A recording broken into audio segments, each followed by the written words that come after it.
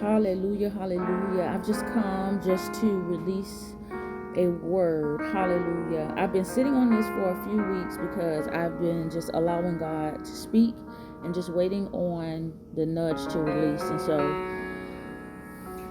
there is a lot of nuggets and components to this. So I'm just going to go ahead and flow.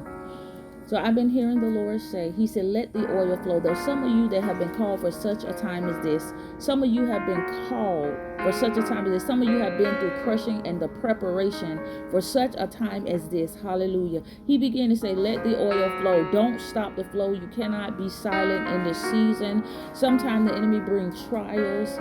Sometimes he brings heavy loads and different things. And we think that, God, how can I possibly walk in the purpose and the call that you have for me with all of the load on? But he said, you cannot stop the flow. You cannot be silent. He said, what do you see? He said, you have seen the victory. He's shown you the victory. He's shown you moving in a mighty way. He's shown how he's going to use you in a mighty way. How he's going to allow you to help people through whatever it is that he's called you to do. He said, you've seen well, but when the trials came, you doubted it. You've seen well, but because it feels like it has been a long ride that you've doubted him. But he said, what do you see? What have you seen? What have I shown you? He said, like he said to Jeremiah, you've seen well. And he said, I'm watching over the very word that was spoken over you to perform it. He's watching over it to perform it.